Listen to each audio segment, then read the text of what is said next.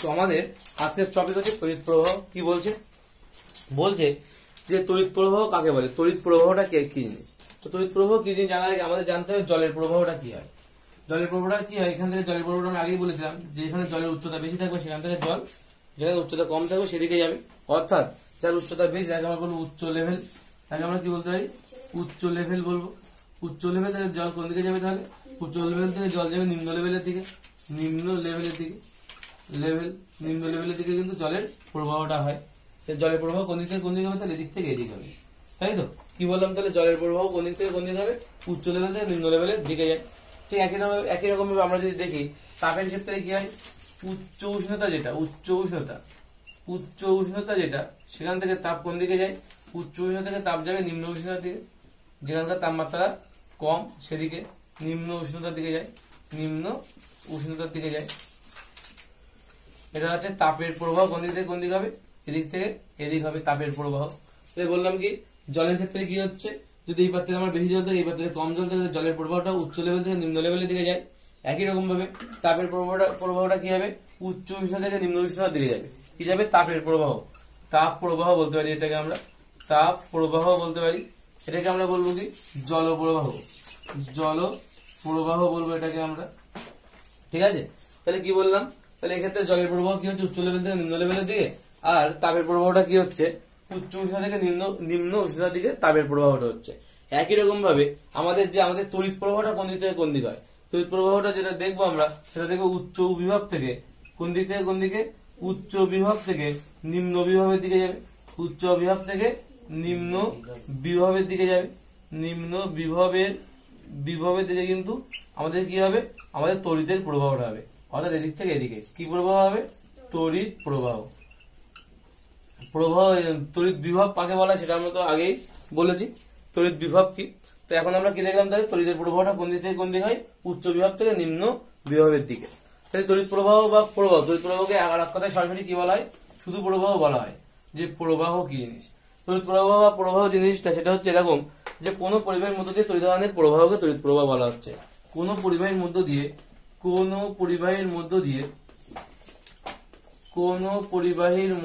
তড়িৎ দানের প্রবাহ, কোনো পরিবাহীর মধ্য দিয়ে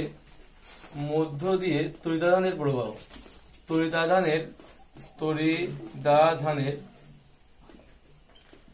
দানের যে প্রবাহ তাকে আমরা কি বলি? তাকে আমরা বলি তড়িৎ প্রবাহ বা শুধু প্রবাহ বলি। কি বলি? কোন পরিবাহীর মধ্য দিয়ে কোন একটা পরিবাহীর মধ্য দিয়ে তড়িৎ দানের যে প্রবাহ, এখানে একটা আমার পরিবাহী আছে, এর মধ্য দিয়ে তড়িৎ দানের যে প্রবাহটা হচ্ছে তাকে আমরা কি বলতে পারি? তাকে আমরা বলবো যে তড়িৎ প্রবাহ বা শুধু প্রবাহ। এই সংজ্ঞাটা যদি আরো মডিফাই করি, আমরা যদি সুন্দরভাবে বলার চেষ্টা করি তাহলে এইভাবে বলতে পারি যে সংজ্ঞাটা এমন ভাবে বলা যেতে পারে যে কোনো পরিবাহীর যে কোনো প্রস্থচ্ছেদ দিয়ে, সংজ্ঞাটা কি বলছে? কোনো পরিবাহীর যে কোনো প্রস্থচ্ছেদ দিয়ে, কোনো পরিবাহীর যে কোনো প্রস্থচ্ছেদ দিয়ে, যে কোনো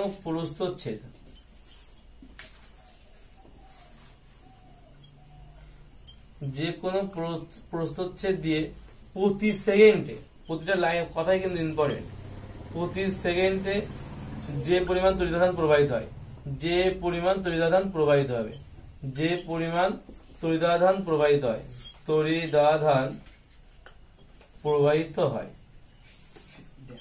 প্রবাহিত হয়, কি বললাম?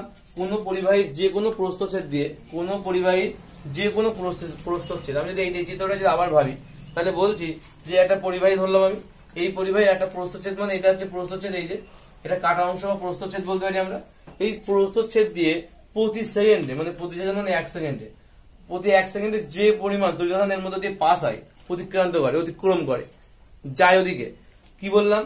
কোন পরিবাহীর যে কোনো প্রস্থচ্ছেদ দিয়ে, যে কোনো ভাবে হতে পারে, সেটা ছোট প্রস্থচ্ছেদ হতে পারে, বড় প্রস্থচ্ছেদ হতে পারে, যে কোনো প্রস্থচ্ছেদ হতে পারে, তার মধ্য দিয়ে যে পরিমাণ তড়িৎ কি হবে? এক সেকেন্ডে পাস করবে। যে পরিমাণ তড়িৎ এর মধ্য দিয়ে যে পরিমাণ তড়িৎ এক সেকেন্ডে পাস করবে তাকে আমরা কি বলবো? তাকে আমরা বলবো তড়িৎ প্রবাহ। কি বললাম? বোঝা গেল? কোন পরিবাহীর যে কোনো প্রস্থচ্ছেদ দিয়ে, প্রতিটা লাইন ইম্পর্টেন্ট, প্রথমত পরিবাহী হতে হবে, তার মধ্যে যে কোনো প্রস্থচ্ছেদ হতে হবে। যে কোনো প্রস্থচ্ছেদ মানে এটা একটা প্রস্থচ্ছেদ হতে পারে, এটা, বা আমি এর থেকে বড় নিতে পারি, বা আমি একেবারে ছোট উদাহরণ নিতে পারি, যে কোনো প্রস্থচ্ছেদ দিয়ে প্রতি সেকেন্ডে মানে প্রতি 1 সেকেন্ডে যে পরিমাণ তড়িৎ আধান প্রবাহিত হবে তাকে আমরা কি বলবো, তাকে আমরা বলবো হচ্ছে তড়িৎ প্রবাহ বা শুধু প্রবাহ। এটা হচ্ছে অরিজিনাল সংজ্ঞা, এটা হচ্ছে অরিজিনাল। এই সংজ্ঞাটা পরীক্ষার সময় পড়লে লিখতে হবে যে কোনো পরিবাহী যে কোনো প্রস্থচ্ছেদ দিয়ে প্রতি সেকেন্ডে যে পরিমাণ তড়িৎ আধান বা শুধু আধান প্রবাহিত হয় তাকে আমরা বলবো কি, তাকে আমরা বলবো তড়িৎ প্রবাহ। ঠিক আছে, বা তড়িৎ প্রবাহ মাত্রাও বলতে পারি আমরা, তাকে আমরা বলবো তড়িতের প্রবাহ মাত্রা। তাকে আমরা কি বলি, তড়িৎ প্রবাহ বা তড়িতের প্রবাহ মাত্রা। তাকে আমরা কি বলতে পারি, তাকে আমরা বলি তড়িতের প্রবাহ মাত্রা। তাকে কি বলবো, তাকে আমরা বলবো তড়িতের প্রবাহ মাত্রা। তাকে তড়িতের প্রবাহ মাত্রা বলা হয়, তড়িতের প্রবাহ মাত্রা, প্রবাহ মাত্রা, তাকে তড়িতের প্রবাহ মাত্রা বলে। এটা হচ্ছে সংজ্ঞা। তো এখান থেকে আমরা কি জানতে পারি, এখান থেকে আমরা আর কি কি জানতে পারি, খুব ইন্টারেস্টিং জিনিস জানতে পারি। সেটা হলো এরকম যে আমি ধরলাম তাহলে হচ্ছে তড়িৎ প্রবাহ যদি আই ধরি, আমরা তড়িৎ প্রবাহ কি দিয়ে লিখবো, যদি আই দিয়ে লিখি তাহলে I is equal to Q by T, Q by T, অর্থাৎ প্রতি সেকেন্ড বলেছিল তার টি এর মান 1 করে দাও। টি এর মান 1 যদি 1 করি আমরা তাহলে আই ইজ ইকুয়াল টু কি পাবো, কিউ পাবো। অর্থাৎ যে পরিমাণ তড়িৎ আধান তাকে আমরা তড়িৎ প্রবাহ বলছি। তো ওটা লেখা ছিল যে পরিমাণ তড়িৎ আধান প্রবাহিত হয় তাকে তড়িতের প্রবাহ মাত্রা বলে। তাহলে তড়িতের প্রবাহ মাত্রা কাকে বলা হচ্ছে, তড়িৎ আধানকে। কখন, যখন কিনা প্রতি সেকেন্ডে যে পরিমাণ আধান প্রবাহিত হচ্ছে, সময় যেমন 1 সেকেন্ড, সময় যেমন 1 সেকেন্ড, তখন যে কোনো প্রস্থচ্ছেদ দিয়ে যে পরিমাণ আধান প্রবাহিত হবে তাকে তড়িতের প্রবাহ মাত্রা বলবো। অর্থাৎ প্রতি সেকেন্ড মানে কি 1 সেকেন্ডে টি এর মান 1 করে দাও। টি এর মান 1 করে দিলে আমরা কি পাবো, I is equal to Q পাবো। আই ইজ ইকুয়াল টু কি পাবো, কিউ পাবো। অর্থাৎ বলছে যে প্রতি সেকেন্ডে যদি আমার কিউ পরিমাণ তড়িৎ আধান প্রবাহিত হয় তখন তাকে আমরা বলবো আই মানে তড়িৎ প্রবাহ মাত্রা। তড়িৎ প্রবাহ মাত্রা কি দিয়ে লেখা হয়, আই দিয়ে লেখা হয়। বোঝা গেল, ক্যাপিটাল করে আই দিয়ে, ক্যাপিটাল লেটার আই দিয়ে লেখা হয়। তাহলে এখানে আমরা সূত্রটা তাহলে কি দেখলাম, I is equal to Q by T, I is equal to Q by T. তাহলে এখান থেকে আমরা লিখতে পারি Q is equal to I T. এটা বলো অনেক সময় অঙ্ক করতে কাজে লাগে।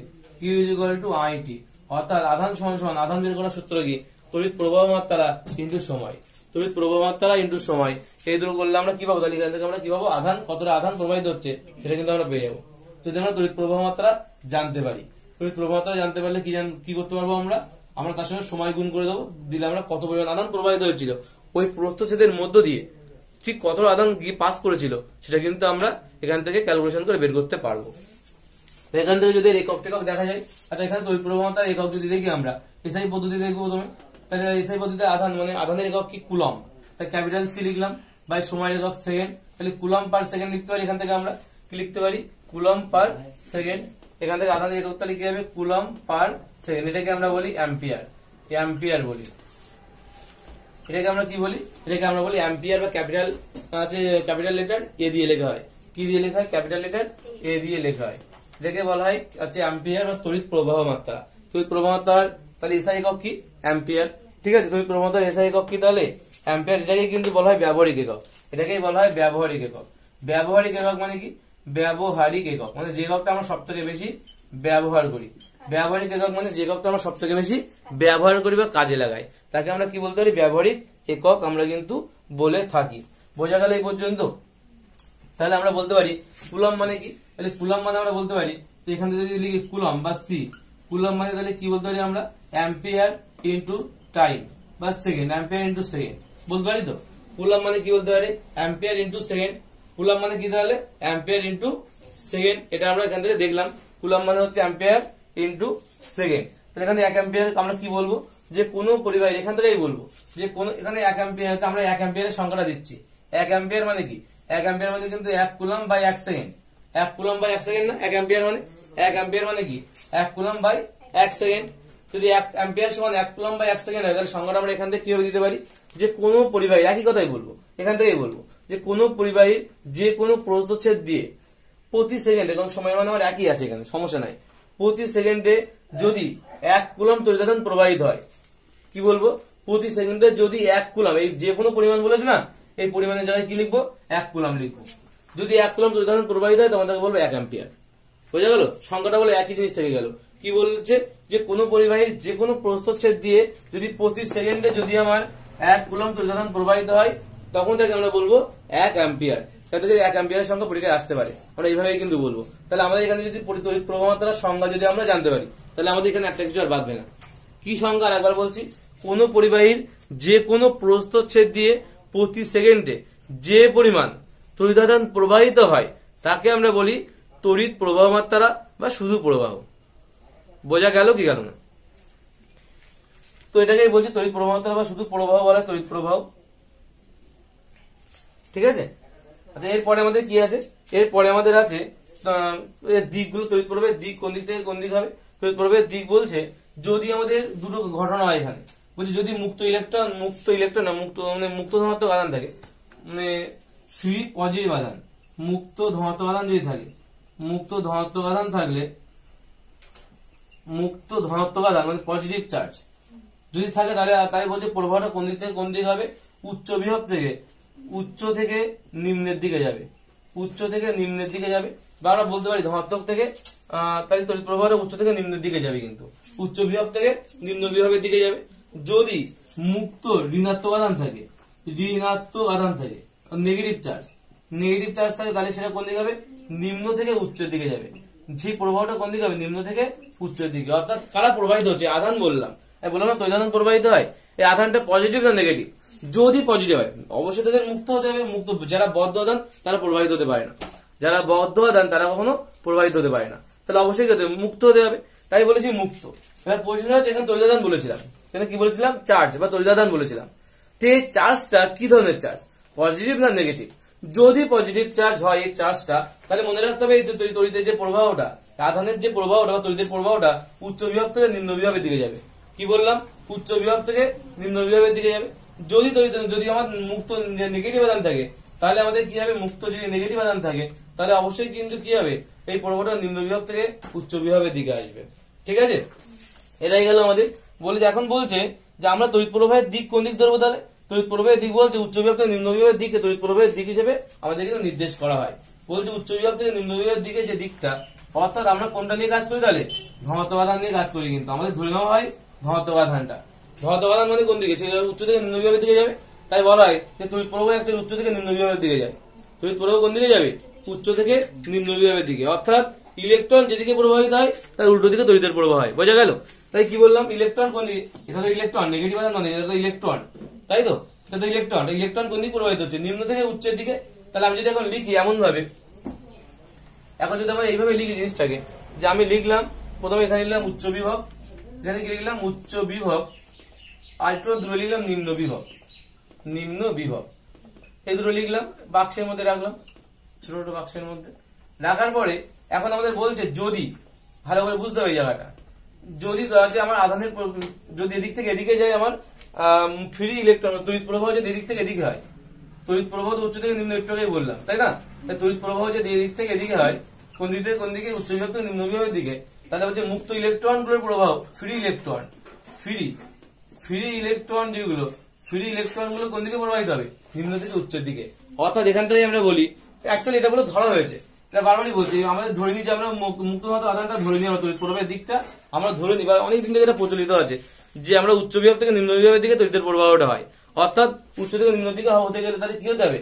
মুক্ত ধনাত্মক আধান, অর্থাৎ মুক্ত ধনাত্মক আধান যেদিকে প্রবাহিত হবে তড়িতের প্রবাহ সেদিকে হবে। অর্থাৎ এইভাবে মনে রাখতে পারিস যে নেগেটিভ চার্জ যেদিকে প্রবাহিত হয় তার উল্টো দিকে তড়িতের প্রবাহ হয়। অর্থাৎ নেগেটিভ চার্জ এদিক থেকে এদিকে আসছে, তড়িতের প্রবাহ ওদিক থেকে এদিকে যাবে। দুরকম ভাবে মনে রাখা যেতে পারে। তো এটা হচ্ছে তড়িৎ প্রবাহের দিক বললাম। এখান থেকে আরেকটা পয়েন্ট বলবো, সেটা হলো সমবিভব, হচ্ছে সমপ্রবাহ আর পরিবর্তী প্রবাহ। একটা হচ্ছে ডিসি কারেন্ট, একটা হচ্ছে এসি কারেন্ট। ডিসি কারেন্ট কি বলছে? তাহলে কি বললাম পরের পয়েন্ট? সমপ্রবাহ, একটা হচ্ছে এসি কারেন্ট, একটা হচ্ছে ডিসি কারেন্ট। তাহলে ডিসি আর এসি। ডিসি মানে হচ্ছে ডাইরেক্ট কারেন্ট, হচ্ছে ডাইরেক্ট কারেন্ট কি বলছে? অর্থাৎ কোনো প্রবাহের মধ্য দিয়ে যদি কি হবে? কোনো পরিবাহের মধ্য দিয়ে যদি একটানা একই দিকে তড়িতের প্রবাহ হয়, কি বললাম? ডাইরেক্ট কারেন্টে কি বলছে? একটানা একই দিকে। শুধু এই কথাটা মনে রাখলেই হবে যে কোনো পরিবাহের মধ্য দিয়ে যদি একটানা একই দিকে কোনো তড়িতের প্রবাহ হয়, একটানা একই দিকে, একই দিকে, মনে করে অ্যাকচুয়ালি তড়িতের প্রবাহটা চেঞ্জ হতে থাকে, হতেই পারে, অসম্ভব তো কিছু না। মানে ডাইরেক্ট কারেন্ট বলছে কি যে একটানা একদম প্রথম থেকে শেষ পর্যন্ত যতক্ষণ তুই কারেন্ট চালাচ্ছিস, যতক্ষণ তুই সব সার্কিট চলছে, তো দেখতে পেলি যে আমার তড়িতের প্রবাহটা উচ্চ থেকে নিম্ন বিভবের দিকে একটানা হয়ে যাচ্ছে। যদি এটা তখন থেকে আমরা বলি হচ্ছে ডিসি কারেন্ট বা ডিসি কারেন্ট। কি হবে? সেই প্রবাহটা কি হবে? একটানা একই দিকে। কি বললাম তাহলে? একটানা একই দিকে যদি তড়িতের প্রবাহটা হয় তখন থেকে আমরা বলছি ডিসি কারেন্ট। আর এসি মানে কি? Alternating current. এসির ফুল ফর্ম হচ্ছে অল্টারনেটিং কারেন্ট, অর্থাৎ পরিবর্তী প্রবাহ, অর্থাৎ যে প্রবাহটা চেঞ্জ হয়। অর্থাৎ একটা একই দিকে হবে না। অর্থাৎ কোনো পরিবাহীর মধ্য দিয়ে তড়িৎ প্রবাহের দিক যদি নির্দিষ্ট সময় অন্তর অন্তর পর্যায়ক্রমে চেঞ্জ হয়, বিপরীতমুখী হয়, অর্থাৎ এখন মনে হয় কিছুক্ষণ এদিকে প্রবাহিত হলো, আবার কিছুক্ষণ পর আবার এদিকে প্রবাহিত হলো, আবার কিছুক্ষণ আবার ব্যাক করে ওপর দিক গেল, আবার কিছুক্ষণ পর আবার উল্টো দিক গেল, অর্থাৎ এটা নির্দিষ্ট সময় অন্তর অন্তর। মনে করেন প্রথম 2 সেকেন্ড এদিকে প্রবাহিত হয়েছে, পরে 2 সেকেন্ড মনে করেন আবার এদিকে প্রবাহিত হয়েছে, আবার তারপরে 2 সেকেন্ড মনে করেন আবার এদিকে প্রবাহিত হয়েছে, মানে এদিকে, আবার তারপরে 2 সেকেন্ড মনে করেন আবার এদিকে প্রবাহিত হচ্ছে। অর্থাৎ যে সমাধানটা এসি কারেন্টটা কি বলছে, অল্টারনেটিং যে কারেন্টটা, অল্টারনেট মানে বোঝা যাচ্ছে তো, অল্টারনেট মানে কিছু সময় পর পর বিপরীত ক্রমে চেঞ্জ হবে তারা। অর্থাৎ এখন যেদিকে প্রবাহিত হচ্ছে কিছুক্ষণ পর আবার উল্টো দিকে প্রবাহিত হবে, আবার কিছুক্ষণ পর আবার সোজা দিক যাবে, আবার কিছুক্ষণ উল্টো দিক যাবে, অর্থাৎ পর্যায়ক্রমে তারা কিন্তু বিপরীত ক্রমে কিন্তু প্রবাহিত হবে। অর্থাৎ বলছে যে কোনো পরিবাহীর মধ্য দিয়ে তড়িৎ প্রবাহের দিক যদি নির্দিষ্ট সময় অন্তর কি হয় চেঞ্জ হয়, বিপরীত ক্রমে চেঞ্জ হবে তারা। এখন যেদিক যাবে পরে কিন্তু উল্টো দিক হবে, আবার কিছুক্ষণ পর আবার চেঞ্জ হবে। এইভাবে যদি চলতে থাকে তখন তাকে বলা হয় এসি কারেন্ট। তখন তাকে কি বলা হয়? AC current. বোঝা গেল এই পর্যন্ত? তখন তাকে বলা হচ্ছে এসি কারেন্ট। আচ্ছা, এর পরের টপিক আমাদের তড়িৎচালক বল।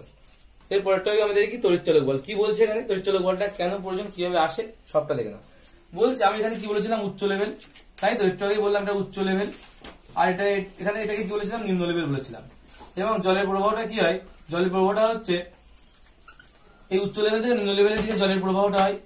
এবং এই পরের ঘটনাটা কি হয়, জলের প্রবাহটা উচ্চ লেভেল থেকে নিম্ন লেভেলের দিকে হচ্ছে বটে, কিন্তু কিছুক্ষণ পর কি হবে, জলের প্রবাহটা বারবার এদিক থেকে এদিক যেতে একটা সময় পর কিন্তু এই দুটো লেভেল সমান হয়ে যাবে, তারপরে জলের প্রবাহটা হবে না। তাই তো হিসেব তো তাই বলে আমাদের যে একটা সময় পর এই দুটো কি হবে, জলের লেভেল সমান হয়ে যাবে, তারপরে জলের প্রবাহটা হবে না। তাহলে আমাদের কি করা দরকার, তাহলে আমরা চাইছি কি, আমরা চাইছি যে লেভেলটা এদের মধ্যে যে পার্থক্য, মানে এখান থেকে এই যে এইটুকু যে পার্থক্য আছে, এই পার্থক্যটা আমি মেনটেন করতে চাইছি, অর্থাৎ এই পার্থক্যটা বজায় রাখতে চাইছি, এই পার্থক্য থাকুক। তাহলে কি করতে হবে আমাকে, তাহলে আমাদের জল তো নর্মালি এদিক থেকে এদিকে প্রবাহিত হচ্ছে, জলের প্রবাহটা স্বাভাবিক অবস্থায় এদিক থেকে এদিকে হচ্ছে, এদিক থেকে এদিকে জলের প্রবাহ স্বাভাবিক অবস্থায়, তাই তো। এবং আমি বললাম কিছু সময় পরে কি হবে, এইভাবে চলতে থাকলে যে জলের প্রবাহ একটা এদিক থেকে এদিকে যাচ্ছে, কিছু সময় পরে কি হবে, যে এই দুটো লেভেল সমান হয়ে যাবে, তারপরে জলের প্রবাহ হবে না, বন্ধ হয়ে যাবে। তাহলে আমি চাইছি কি, আমি চাইছি এদের মধ্যে যে পার্থক্যটুকু আছে, এই পার্থক্য যদি বজায় রাখতে চাইছি, তাহলে কি করতে হবে, আমি চাইছি যারা স্বাধীন ধরে চলতে থাকুক এরকম, স্বাধীন ধরে জলের প্রবাহ এদিক থেকে এদিক হোক। তাহলে আমাদের কি করতে হবে, আমাদের বিপরীত ক্রমে আমাদের নিম্ন লেভেল থেকে উচ্চ লেভেলের দিকে জলের প্রবাহ, এই জলটা যদি নিম্ন লেভেল থেকে উচ্চ লেভেলে আসে, তাহলে একটা ব্যবস্থা করতে হবে। যদি এমনটা হয় জল নর্মাল এদিক থেকে এদিক যাচ্ছে, আর তুই কি করছিস, নিম্ন লেভেল থেকে ট্রেনে জলটা উচ্চ লেভেলে আনছিস, জল কখনোই পার্থক্যটা কমবে, কখনো বলে কমবে না, তাই না? কমবে কি, স্বাভাবিক অবস্থায় কি মনে হচ্ছে, কমবে না। আমি যদি কোনো কারণবশত আমি যদি এখানে নিম্ন লেভেলের জলটা আমি যদি কোনো পাইপের সাহায্যে উচ্চ লেভেলে আনতে পারি, তাহলে কিন্তু এই জলের প্রবাহটা এদের পার্থক্য থেকে যাবে, এদের যে উচ্চ লেভেল আর নিম্ন লেভেল বলছে এদের যে পার্থক্য আছে, এই জলের এই পার্থক্যটুকু থেকে যাবে। এবং এই পার্থক্যটুকু থেকে যাবে মানে কি, অর্থাৎ এই প্রবাহটা চলতে থাকবে, সারাদিন ধরে চলতে থাকবে। তো এটাকে বলছে কি, বলছে দেখ, বলছে তাহলে কি নিম্ন লেভেল থেকে উচ্চ লেভেলে যে জলটা আনতে চায়, তাহলে স্বাভাবিক অবস্থা এমনি আসবে না, কিন্তু জলকে নিচ থেকে উপরে বলে এমনি এমনি জল যায় না, কিন্তু তার জন্য কি করতে হবে, তার জন্য এখানে একটা আমাদের কোন যন্ত্র লাগাতে হবে, হ্যাঁ কিনা, কি করতে হবে, এখানে একটা আমাদের যন্ত্র লাগাতে হবে, এখানে একটা কি করতে হবে, যন্ত্র লাগাতে হবে এই জায়গাটায়, যার ফলে কি হবে, এটাকে পাম্প করে জলটা এদিকে এখান থেকে এদিকে নিয়ে যাবে, তাই তো। এইটাকে বলা হয় শক্তি, এটাকে কি বলা হয়, শক্তি। একই ঘটনা ঘটে যদি আমাদের উচ্চ বিভব থেকে নিম্ন বিভব, মনে করো এখানে আমার উচ্চ বিভব আছে আর এখানে আমার নিম্ন বিভব আছে, কি বললাম এটাকে, এটাকে বলছি উচ্চ বিভব আর এটাকে বলছি নিম্ন বিভব। তো এই উচ্চ বিভব নিম্ন বিভব থাকলে কি হয়, আমাদের বেসিক্যালি তড়িতের প্রবাহটা কোন দিক থেকে কোন দিকে যায়, বেসিক্যালি এদিক থেকে এদিকে যাবে, এবং একটা সময় পরে কি হবে, দুজনেরই বিভব কি হবে, সমান হয়ে যাবে, তারপরে বিভব হবে না। কিন্তু আমি চাই যে এদের মধ্যে বিভব থাকুক, বিভব হোক। তাহলে কি করবো আমরা, তাহলে আমাদের একটা যন্ত্রের সাহায্যে এই বিভব নিম্ন বিভব থেকে উচ্চ বিভবের দিকে আমার কিন্তু আধান আবার পুনরায় পাঠাতে হবে, তাই তো। এবং তার জন্য আমাদের কি দরকার, তার জন্য আমাদের একটা শক্তির দরকার, এই শক্তিকে বলা হয় তড়িৎ উৎস, বা হ্যাঁ শক্তি দরকার হয়, একে বলা হয় তড়িৎ উৎস।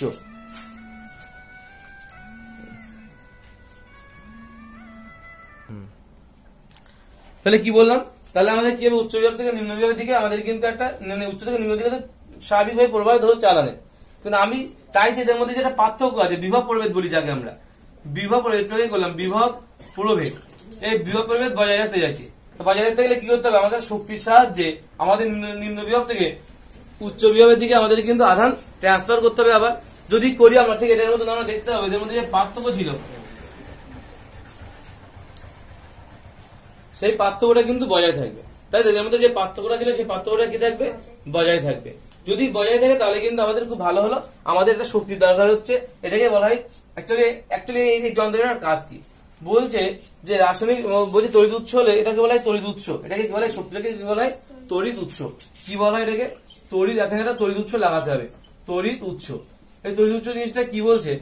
তড়িৎ উৎস জিনিসটা বলছে এটা এমন একটা ব্যবস্থা বা যন্ত্র যে রাসায়নিক বা যান্ত্রিক বা তাপ বা অন্য কোনো শক্তিকে তড়িৎ শক্তিতে রূপান্তরিত করছে। অর্থাৎ সে অন্য কোনো প্রকার শক্তি, যে কোনো শক্তি হোক না কেন, সে হতে পারে রাসায়নিক শক্তি, কোন যান্ত্রিক শক্তি বা তাপ শক্তি, অন্য যে কোনো শক্তি হোক না কেন, তাকে সে কনভার্ট করবে কিসে? তড়িতে কনভার্ট করবে, অর্থাৎ তড়িৎ শক্তিতে কনভার্ট করবে। তাকে কনভার্ট করবে কিসে? তড়িৎ শক্তিতে। তবে তড়িৎ উৎস কি জিনিস বলছে? এমন একটা যন্ত্র যা আমার অন্য যে কোনো শক্তি, সে রাসায়নিক হতে পারে, তাপ হতে পারে, যান্ত্রিক শক্তি হতে পারে, অন্য যে কোনো প্রকার শক্তিকে কি করবে? সে কনভার্ট করবে কিন্তু আমার তড়িৎ শক্তিতে। বোঝা গেল? সে কনভার্ট করবে কিসে? আমার অন্য যে কোনো প্রকার তড়িৎ মানে অন্য যে কোনো প্রকার শক্তিকে আমাকে তড়িৎ শক্তিতে রূপান্তরিত করবে। এটাকে বলা হচ্ছে তড়িৎ উৎস। তড়িৎ উৎস দুই প্রকারের হয়। তড়িৎ উৎস দুই প্রকার। একটা কি? একটা ভোল্টেজ উৎস, একটা হচ্ছে ভোল্টেজ উৎস। লিখে নেই তো, এগুলো লেখা নেই। ভোল্টেজ উৎস। আর 2 নম্বর হচ্ছে প্রবাহ উৎস। 2 নম্বর কি বলছে? প্রবাহ উৎস। 1 নম্বর বলছে কি? ভোল্টেজ উৎস। আর 2 নম্বর বলছে প্রবাহ উৎস। এখন বলছে আমাদের পরবর্তী টপিক তড়িৎচালক বল, যেটা অ্যাকচুয়ালি আমাদের লেখা ছিল তড়িৎচালক বল। তো তড়িৎচালক বল এবার আমরা পড়ছি। তড়িৎচালক বল বলছে যে জল প্রবাহটা বজায় রাখার জন্য আমাদের যে বাহ্যিকভাবে শক্তির প্রয়োজন হয়েছিল, এই শক্তিকে আমরা বলি অ্যাকচুয়ালি তড়িৎচালক বল। এই শক্তিকে কি বলা হচ্ছে? তড়িৎচালক বল। অর্থাৎ এই শক্তিকে তড়িৎচালক বল না বলে এই যে ঘটনাকে আমরা বলতে পারি যে কোনো নলে জলপ্রবাহ বজায় রাখার জন্য বাইরে থেকে যে পরিমাণ বল প্রয়োগ করতে হয়, অর্থাৎ এই জলপ্রবাহটা বজায় রাখার জন্য বাইরে থেকে আমাদের যে পরিমাণ বল এখানে প্রয়োগ করতে হয়, যাকে আমরা বলছি শক্তি, যে পরিমাণ বল আমরা এখানে প্রয়োগ করতে হচ্ছে, যার জন্য কি হচ্ছে, যার জন্য নিম্ন লেভেল থেকে জলটা উচ্চ লেভেলে আসছে, তাকে আমরা বলছি কি? তাকে আমরা বলছি তড়িৎচালক বল। ঠিক আছে, তাকে আমরা কি বলছি? তড়িৎচালক বল। একদমই তড়িৎচালক বল বলছি বটে, কিন্তু এখানে বলছি তড়িৎচালক বল বলছি না। তড়িৎচালক বল অ্যাকচুয়ালি তড়িৎচালক বল কিন্তু কোনো বলই নয়। এটা কোনো বলই নয়, এটা কিন্তু একটা কি? এটা একটা জাস্ট শক্তি মাত্র। এটা কিন্তু একটা শক্তি। আমি ওই জন্য বললাম না এটা আগেই যে এটা একটা শক্তি লাগে আমাদের এখানে একটা। তো কি বলছি তাহলে? তড়িৎচালক কিন্তু অ্যাকচুয়ালি কোনো বল নয়, এটা কোনো ফোর্স নয় অ্যাকচুয়ালি, কিন্তু নাম হচ্ছে ইএমএফ। এর নামটা কি? ইএমএফ, অর্থাৎ ইলেকট্রোমোটিভ ফোর্স। এর নামটা কি? ইএমএফ বা ইলেকট্রোমোটিভ ফোর্স। ঠিক আছে, তড়িৎচালক বল। তড়িৎচালক বলের সংজ্ঞা কি দিচ্ছে? বলছে কোন তড়িৎ উৎসের মধ্য দিয়ে নিম্ন বিভব থেকে উচ্চ বিভবে, দেখো আমরা তাই করেছিলাম, কোন তড়িৎ উৎসের মধ্য দিয়ে নিম্ন বিভব থেকে উচ্চ বিভবের দিকে যদি আমাদের তড়িৎধারাকে নিয়ে যেতে হয়, তাহলে আমাদের বাইরে থেকে কিছু পরিমাণ তড়িৎধারাকে আমাদের স্থানান্তরিত করতে হবে, অর্থাৎ এখানে নিয়ে যেতে হবে। নিয়ে যেতে গেলে আমাদের যে পরিমাণে তড়িৎ শক্তি উৎপন্ন হয়, এটা করার জন্য আমাদের এখানে শক্তি উৎপন্ন হবে। তড়িৎ শক্তি বলছি যাকে আমরা, তাহলে যে শক্তি উৎপন্ন হবে তাকে আমরা বলছি তড়িৎচালক বল। তাহলে কি বললাম? যে আমাদের যে কোনো তড়িৎ উৎসের মধ্য দিয়ে যদি আমরা এখানে তড়িৎ উৎস থাকে আমাদের, তার মধ্য দিয়ে নিম্ন বিভব থেকে উচ্চ বিভবে যদি আমরা আধানকে স্থানান্তরিত করি, তাহলে যে তড়িৎ উৎসের মধ্যে যে তড়িৎ শক্তি উৎপন্ন হয় তাকে আমরা বলছি তড়িৎচালক বল। তাই বলছি তড়িৎচালক বল কিন্তু অ্যাকচুয়ালি কোনো বল নয়, এটা একটা শক্তি মাত্র। এটা অ্যাকচুয়ালি কোনো বল নয়, এটা একটা শক্তি মাত্র। ঠিক আছে, তড়িৎচালক বল কিন্তু কোনো বল নয়। এছাড়াও আরেকটা কথা বলি, তড়িৎচালক বল আর শুধু বল, এই দুটো কিন্তু দুটো পৃথক ভৌত রাশি, আলাদা আলাদা বা পৃথক ভৌত রাশি। এটা কিন্তু আলাদা আলাদা ভৌত রাশি বা পৃথক ভৌত রাশি, একই ভৌত রাশি তারা নয়। মনে থাকবে তড়িৎচালক বল আর শুধু বল, যে তড়িৎচালক বল এক প্রকার বল, এটা কিন্তু ভুল কথা। তড়িৎচালক বল আর বল কিন্তু আলাদা আলাদা ভৌত রাশি, কিন্তু একই জিনিস নয় তারা। নামে হয়তো বল আছে ঠিকই, কিন্তু সে একটা শক্তি। বোঝা গেল? এটা হচ্ছে তড়িৎচালক বল। তড়িৎচালক বল সম্বন্ধে আমরা লিখতে পারি তড়িৎ কোষ, ডায়নামো প্রভৃতি উৎস যখন কোন বাহ্যিক শক্তি তড়িৎ শক্তিতে রূপান্তরিত হয়, তখন তড়িৎচালক বলের উদ্ভব ঘটে। ঠিক আছে, তখন তড়িৎচালক বলের কি হচ্ছে? উদ্ভব ঘটছে। তো বল এবং তড়িৎচালক বলের পৃথক ভৌত রাশি বলছে, কিভাবে আমরা বুঝবো সেটা? চলো এটা একটু দেখিয়ে দিই কিভাবে আমরা বুঝতে পারি। এটা মুছে দিলাম। আমরা বল মানে কি জানি? বল মানে হচ্ছে কার্য বাই সরণ, কার্য ভাগ সরণ, তাই তো? আর তড়িৎচালক বল মানে কি বললাম? তড়িৎচালক বল মানে আমরা একটু আগে কি দেখলাম? তড়িৎচালক বল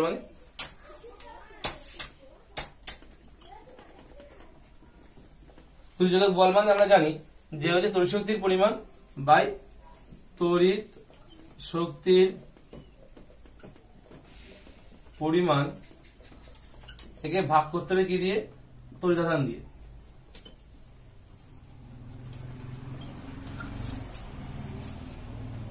স্থানান্তরিত তড়িতাধান অর্থাৎ যে পরিমাণ তড়িতাধান এখান থেকে এখানে আসবে।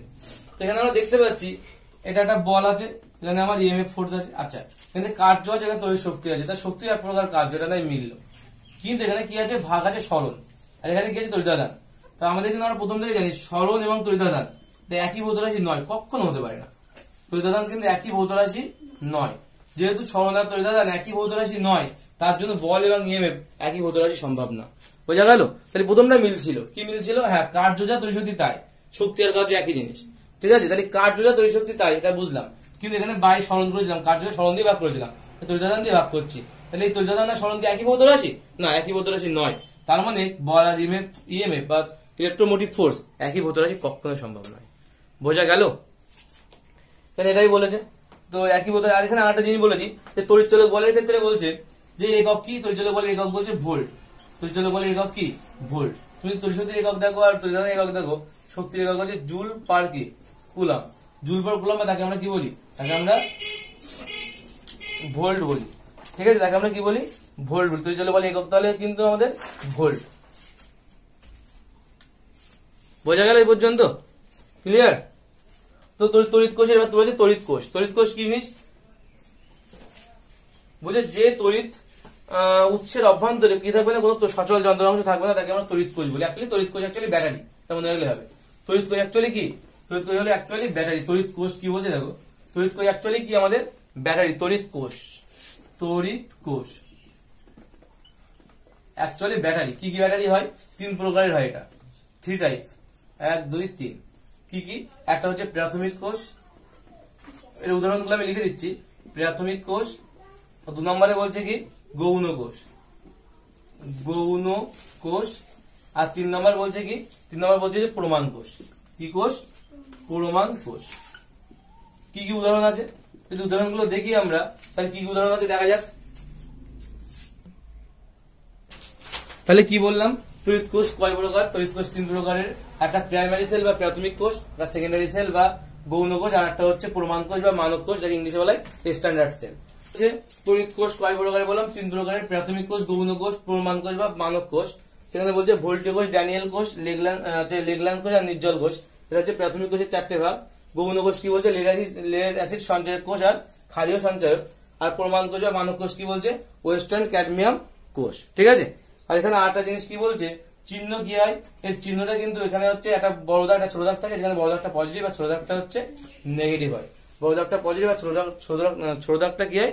নেগেটিভ হয়। ওকে, এই হচ্ছে আমাদের টোটাল তড়িৎ কোষ। আর প্রাথমিক কোষের ক্ষেত্রে আরেকটা কথা বলে দিই, এই ক্ষেত্রে হচ্ছে এটা দ্বিতীয়বার চার্জ করা যায় না। এই কোষ বা এই ব্যাটারিগুলোকে দ্বিতীয়বার চার্জ করা যায় না, চার্জ করা যায় না দ্বিতীয়বার।